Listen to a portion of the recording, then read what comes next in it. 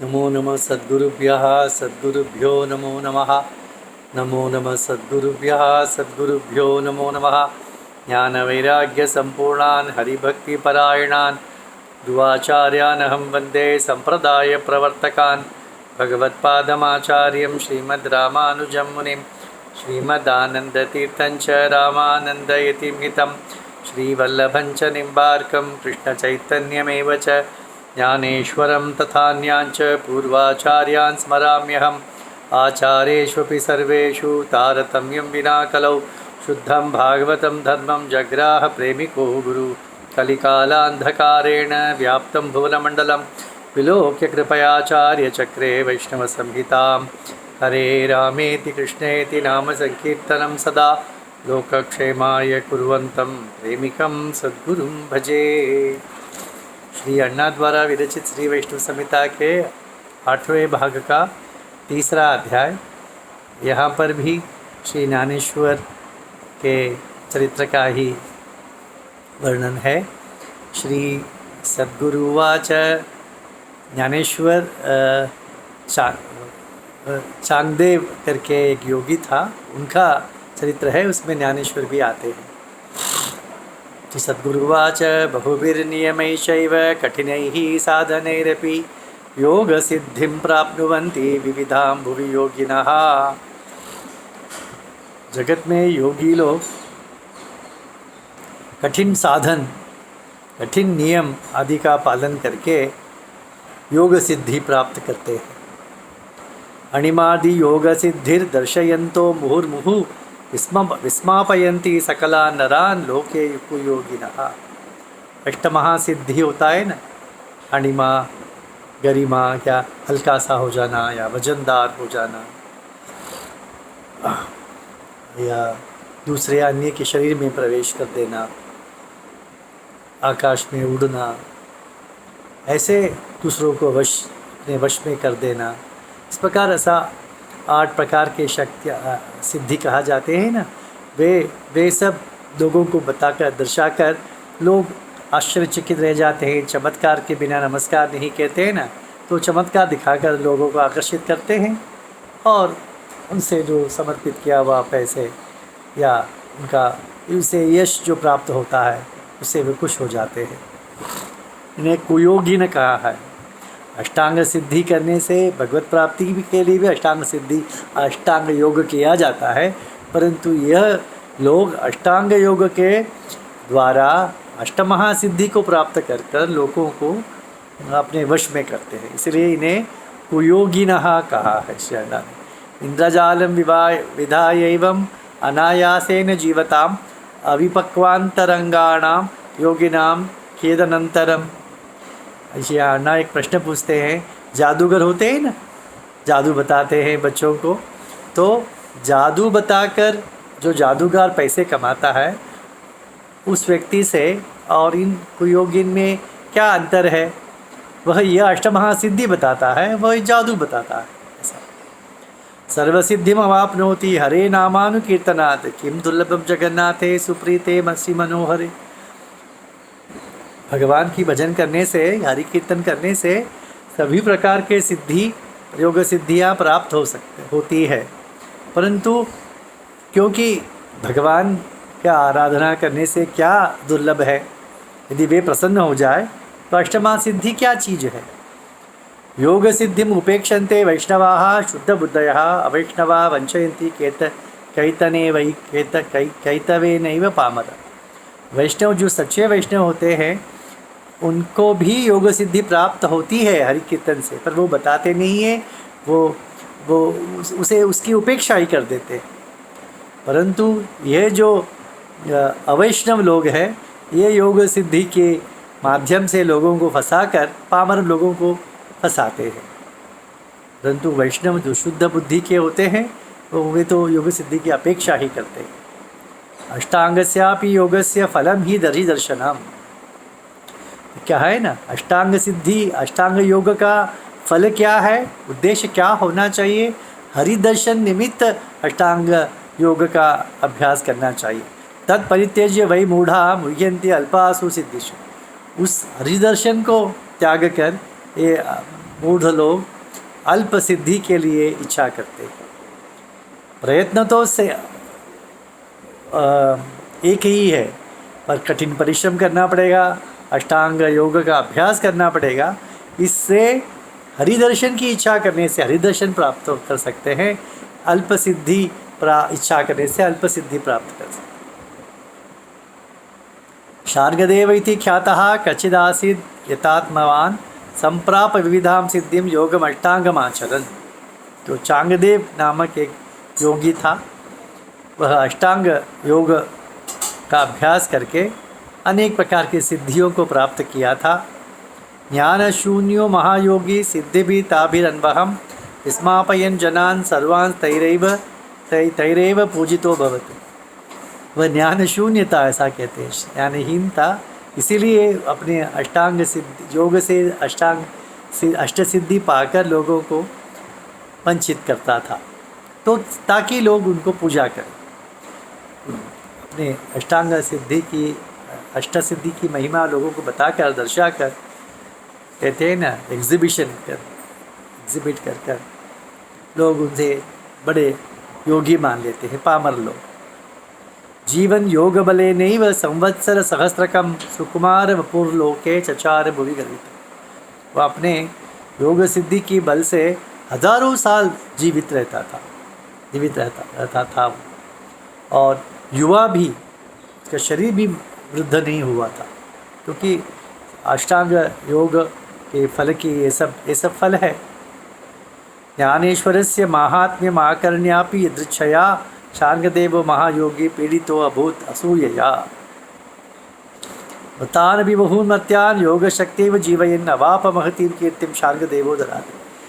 शार्ङ्गदेव की एक चमत्कार दिखाने की प्रथा थी कि वे जो मृत लोग प्रेत को उनके पास ले आ जाने से वो सुबह उठ के उन लोगों का दर्शन कर उनको देखते हैं। उन प्रेतों को चांगदेव द्वारा देखने पर ही वे उनमें प्राण फूंक दिया जाता है, वे जीवित उठ खड़े होते हैं। ये चमत्कार वह दिखाता था। तो श्री अण्णा कहते हैं सभी अपने घर के बूढ़े ससुर सास जो मृत्यु हो जाते हैं उनको वहाँ नहीं ले जाते हैं, बाकी सभी को उनको चांगदेव के पास ले आते हैं। ऐसा अण्णा श्री कहते हैं। तो मृतानपि बहुमर्त्यान् तस्मात् तस्य मठे हन्त प्रातः दिने दिने यच्छन्ति योगिने तस्मै मृतानादाय बान्धवा। प्रतिदिन यही होता था, लोग मरे हुए प्रेत को लोगों को उनके प्रेत को लेकर उनकी आंखें रख देते थे, और जब ये बाहर आते थे तो वो जीवित हो जाते थे। कदाचित् तत्र मुक्तापि ज्ञानेश्वर सहोदरी यदृच्छया आजगामापि बालिका पंचहायना तान् विलोक्य मृतान् सर्वान् लीलया बालिका शसा तत्कर्णेषु हरिनाम मृतसञ्जीवनं जगौ। तेपि सर्वे मृताः सद्य समुत्थाय नटन्ति च गायन्ति हरिनामानि विठ्ठलेति सद्गतम्। तो एक समय ज्ञानेश्वर और उनके तीनों बंधु सोपान, निवृत्ति और मुक्ताबाई वहाँ से गुजर रहे थे। तो मुक्ताबाई ने पूछा, भैया यहाँ पर ने प्रेत क्यों ला के रखे हुए हैं? तो ज्ञानेश्वर ने कहा, मुझे पता नहीं है, पर लोगों ने वहाँ के लोगों की हमारे महाराज चांगदेव महाराज आएंगे तो ये सब जीवित हो जाएंगे। ऐसा तो मुक्ताबाई तो 5 वर्ष की थी, तो उसने क्या किया, उन प्रेतों को कानों में जाकर हरिनाम का उच्चारण कर दिया। हरिनाम उच्चारण करते ही वे सब जीवित हुए और वे सब नाचने गाने लगी हरिनाम कीर्तन करते हुए। और वो इस मुक्ताबाई को आश्चर्य तो नहीं हुआ, क्योंकि हरिनाम का तो प्रभाव है ही। तो वे सब भाई सब चले गए, पंढरपुर चले गए, पंढरपुर या आळंदी गए, चले गए।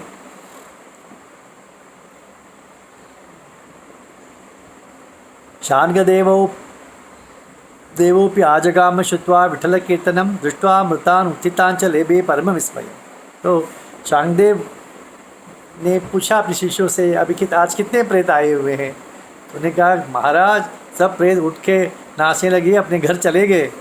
तो चांगदेव ने कहा, ऐसे कैसे हो गया? अभी उन्होंने कहा, एक 5 वर्ष की बालिका आई, उसने उनके कानों में कुछ कहा और वे उठ गए प्रेत सब, ऐसा।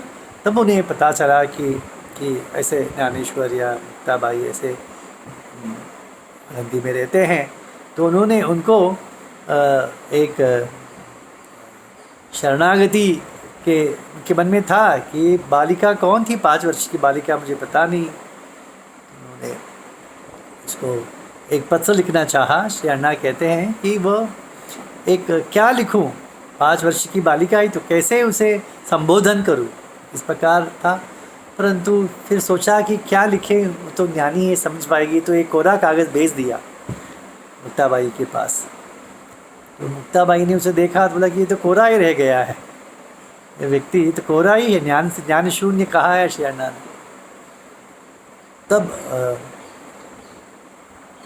तब ज्ञानेश्वर ने उसमें उपदेश, तत्वोपदेश लिखकर चांगदेव को भेज दिया। चांगदेव 65 कहते हैं, 65 अभंग थे उसमें। वो मराठी में लिखकर तत्व ज्ञान लिखकर, उपदेश लिखकर चांगदेव को भेज दिया। परंतु चांगदेव जान नहीं पाया, वो पढ़कर भी। उपदेश थोड़ी पढ़ के समझ में आता है, साक्षात गुरु से उसे सुनना चाहिए। तो उन्होंने सोचा चलो हम जाते हैं ज्ञानेश्वर और मुक्ताबाई उन सबको मिलने के लिए। तो ये तो योग सिद्धि से भरे थे। तो उन्होंने एक बाग पर बैठकर, टाइगर बाग पर बैठकर या शेर जो भी है, पटकर सांप का चाबुक लेकर गए आनंदी की ओर। तब एक दीवार पर बैठे हुए थे चारों, ज्ञानेश्वर, सोपा, निवृत्ति और मुक्ताबाई। तो उन्होंने कहा चांगदेव आपको मिलने के लिए आ रहा है, भाग पर बैठकर हाथ में सर्प के चाबुक लेकर आ रहा है। ऐसे सब लोग आश्चर्यचकित आके लोग ज्ञानेश्वर से कहा। तो ज्ञानेश्वर ने कहा ठीक है। तो कहा कि विनती से, वो दीवार से कहा, दीवार चलो उठो, चलो हम उड़े। तो दीवार उड़ने लगा, चारों को लेकर दीवार उड़कर चांगदेव के सामने आकर खड़ा रहे, सामने आकर रह गया वो दीवार। तो ये बाघ भी एक चेतन वस्तु, चेतन है, सांप भी एक चेतन है। चेतन वस्तु को इन्होंने वश में करके ले आए। अरे हमारे ज्ञानदेव ने दीवार में चैतन्य फूंक दी और वह उठखड़ा उड़कर आने लगे। तो यह देखकर इससे बड़ी चमत्कार है ना, चांगदेव से भी बड़ी चमत्कार ज्ञानेश्वर की थी। तो शरणागति हो गए, वो भी मुक्ताबाई के चरणों में ही गिर पड़े, क्योंकि मुक्ताबाई ने तो उनको ज्ञान दिया था, आश्चर्यचकित किया था। तो बालाया चापि मुक्ताया वृत्तान्तमतिमानुषं विलोक्य योगसिद्धोपि इतराम लज्जितो भवत्। उन्हें शर्म लज्जा हुई कि इतने बच्चे होकर भी बड़े महायोगी है। अष्टसिद्धि तो उनके हाथों में तो खेल है, हाथ क्या मैल कहते हैं ना, पर उनकी परवाह भी तो नहीं करते हैं ये लोग। फल्गु बुद्धिम चकारापि शार्गदेव शुद्धिषु हरिनाम प्रभावम तम ज्ञात्वा भाग्यवताम वरा। हरिनाम की प्रभाव, हरिनाम से तो मुक्ताबाई ने लोगों को जगाया था, प्रेतों को जगाया था। हरिनाम की प्रभाव को सुनकर लब्ध्वा विवेकम योगिद्र समुत्थाय संभ्रमम दीनवच्चरणम प्राप मुक्ताया चरणाम। तो हरिनाम की प्रभाव देखकर लज्जा से मुक्ताबाई के चरणों में गिर पड़े और कहा, नागदेव उवाच संवत्सर सहस्राणि गतानि व्यर्थमेव हि योगाभ्यासेन घोरेण वृथा मे जीवितम गतम्। हजारों साल मैंने योग सिद्धि में व्यर्थक गवा दिया। सिद्धिभिर विविधाभिश्च वंचयन् पामरान् नरान् तैरेव पूजितो नित्यं को मायया यथा। तो मैं लोगों को अष्ट सिद्धि बताकर उनको फंसा रहा था, वे लोग भी मेरी पूजा करते थे। तस्य मे साम्प्रतं लोके बहुन्यासु जीवितः जन्मांतरे कृते नैव पुण्येन किल दृश्यसे। तो अब मुझे परंतु बहु लोगों को जीवित किया, परंतु कटाक्ष दीक्षया देवी देही में ज्ञानम उत्तमम ज्ञान वृद्धा वयो वयो बालाम त्वामेव शरणम भजे। परंतु अन्य किसी पुण्य के कारण ही मुझे आपका दर्शन हुआ है, तो आप मुझे ज्ञान दीजिए, मैं आपके शरण आता हूँ। ऐसे मुक्ताबाई के चरणों पर गिर पड़े। मुक्ता देवी उवाच स्मरणं कीर्तनं चापि श्रवणं पूजनं तथा दर्शनं विठ्ठलस्यापि मुक्ति सोपान पंथया। मुक्ताबाई ने कहा स्मरण कीर्तन श्रवण पूजन है भगवान विठ्ठल के, यही तो मुक्ति का सोपान है। मुक्ति पाने के लिए यही सोपान है। यह कुर्या सुदृढ़ां भक्ति विठ्ठले परमात्मनि स प्राप्नोति महाबुद्धे निवृत्ति विशेष विहा। जो परमात्मा विठ्ठल का भजन करता है, भक्ति करता है, वही निर्मल बुद्धि पाता है और विषयों में से वैराग्य प्राप्त होता है। वैराग्येण दृढ़ेनापि हरिभक्त्या च भाग्यवान अपरोक्षम परम ज्ञानम लभते भवनाशनम। वैराग्य तथा हरिभक्ति, दृढ़ हरिभक्ति और दृढ़ वैराग्य से जो वह अपरोक्ष ज्ञान, प्रत्यक्ष ज्ञान का अनुभव करता है, आत्म तत्व का अनुभव करता है, जिससे संसार का उपरति हो। अपरोक्षानुभूति एव दग्ध संसार किल्बिषः मुक्तिं पराम अवाप्नोति कृपया विठ्ठलस्य च। तो अपरोक्ष ज्ञान से मैं शरीर नहीं हूँ, मैं आत्मा हूँ, इसे जानना महत्व नहीं है, इसका अनुभव करना ही। संत लोग इसे अनुभव करते हैं ना, तो इसीलिए तो उन्हें तो द्वंद्व से वे ऊपर उठ जाते हैं। निंदा स्तुति सबको समझ क्यों लगता है, शरीर में नहीं हूँ, इस प्रकार वो पहुँच जाते हैं। तो वही उसी अपरोक्षानुभूति से ही संसार का नाश होता है और मुक्ति प्राप्त होती है। ऐसा कृष्ण विठ्ठल की कृपा से, ऐसा मुक्ताबाई ने कहा। तस्मात् सर्वस्व भावेन पांडुरंगम कृपानिधिम तमेव शरणं प्राप्य भवबंधम विनाशय। तो आप पांडुरंग की शरणागति कीजिए और भवबंध से मुक्त हो जाइए। तो यह भी एक सुंदर प्रकार की है। देखिए, निवृत्ति यानी वैराग्य और ज्ञानेश्वर यानी अपरोक्ष ज्ञान, इसके पश्चात सोपान, यही तो सोपान है। अपरोक्ष ज्ञान और वैराग्य से अपरोक्ष ज्ञान, यही तो सोपान है। किसके लिए? मुक्ति के लिए, मुक्ताबाई के लिए। तो ये चार उनके नाम भी देखिए, निवृत्ति, ज्ञानेश्वर, सोपान, मुक्ताबाई, इस प्रकार से ही है, ऐसा श्री अण्णा कहते हैं। सद्गुरुवाच इत्युक्तः शार्ङ्गदेवोऽपि ज्ञाने वैराग्य संयुतः त्यक्त्वा मठञ्च सर्वस्वं पंढरीपुरमागतः। तो ज्ञानदेव ये योगी तो थे ही, इतना जन्मों का अभ्यास था ही, तो कुछ माया, भगवान की माया ने उन्हें सताया था। चांगदेव को ज्ञान हो गया मुक्ताबाई की कृपा से, तो नयना वैराग्य हो गया, तो मठ का त्याग कर वो सब कुछ छोड़ छाड़ कर पंढरपुर आ गए। कीर्तयन् हरिनामानि नृत्यन् भागवते सह अवाप्य परमां भक्तिं चकार सुखी जीवन। पंढरपुर में आते क्या करेंगे? नामस्मरण करेंगे, गाएंगे, नाचेंगे भक्तों के साथ और भगवान की परम भक्ति को प्राप्त कर सुख जीवन व्यतीत करने लगे। श्री प्रेमी केंद्र सद्गुरु महाराज की जय।